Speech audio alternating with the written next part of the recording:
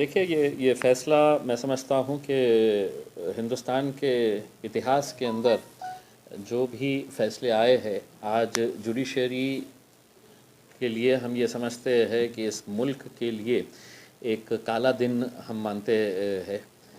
अदालत अगर ये कह देती कि उस दिन मस्जिद को किसी ने शहीद नहीं किया था, हवा बहुत तेज़ चल रही थी और मस्जिद ख़ुद ब खुद ढह गई, तो भी हमें हैरानी नहीं होती, क्योंकि हमें उम्मीद थी और यकीन था कि ये फ़ैसले कुछ इसी तरह से आएंगे।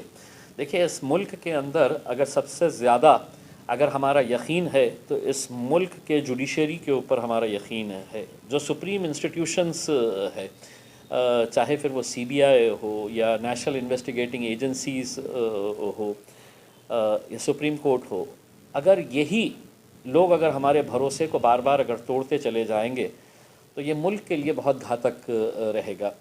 देखिए, अगर बाबरी मस्जिद के ताल्लुक़ से अगर 28 सालों के बाद भी अगर इंसाफ नहीं मिलता, तो जो बेबसी हम 6 दिसंबर 1992 को हम महसूस कर रहे थे, वही बेबसी आज हम महसूस कर रहे हैं। क्योंकि हमारा यकीन, और हमने शुरुआत से ये कहा था कि हमें इस न्याय प्रणाली के ऊपर पूरा विश्वास है, और अगर इस तरह का फ़ैसला आता है तो अदालत अगर हमें पूरी तरह से अगर समझाए कि उस वक्त अडवाणी साहब का क्या रोल था, कल्याण सिंह ने यहाँ तक स्टेटमेंट दिया था कि कंस्ट्रक्शन के ऊपर रोक लगाई गई है, डेमोलिशन के लिए रोक लगाई नहीं गई है, यानी कि तुम बना नहीं सकते हैं, तोड़ तो सकते हैं। ये कल्याण सिंह का स्टेटमेंट है।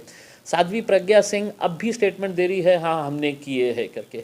उस वक्त के जो शिवसेना के एक नेता थे भगवान गोयल, उन्होंने खुद ने अदालत के सामने सुप्रीम कोर्ट के बाहर जब जजमेंट आ रहा था, उन्होंने खुद ने कहा था कि हाँ हम इसको गिराने के अंदर हम लोग पूरी तरह से शामिल थे।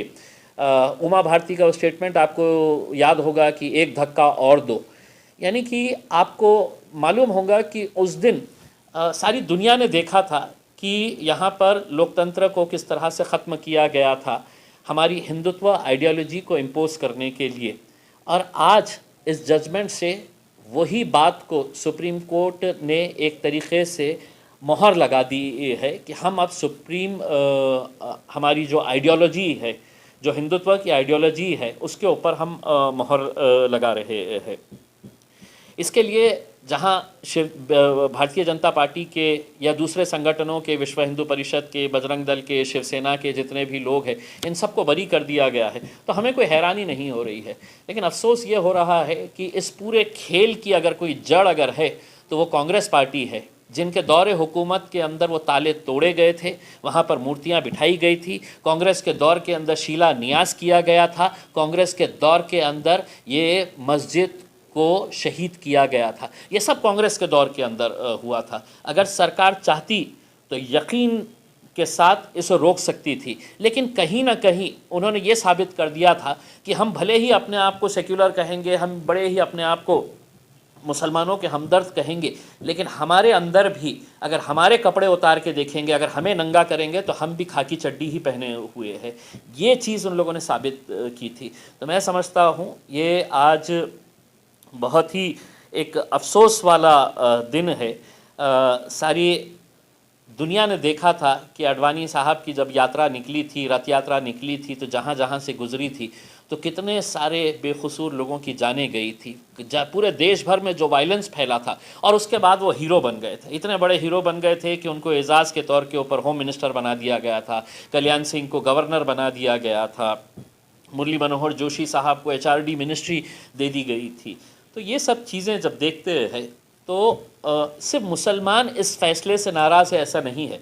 मैं समझता हूँ इस मुल्क के अंदर रहने वाले तमाम वो लोग जो इस मुल्क की खूबसूरती, इस मुल्क की एकजहती के ऊपर फ़ख्र करते हैं, वो लोगों को भी आज एक बहुत बड़ा धक्का लगा है।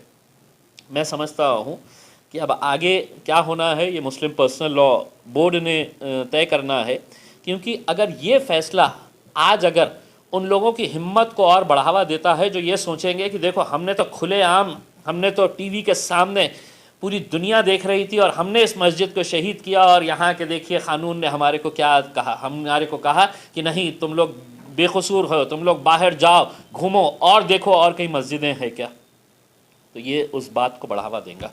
मैं समझता हूँ कि ये इस मुल्क के लिए एक ब्लैक डे के तौर के ऊपर आज हम इसे देखते हैं।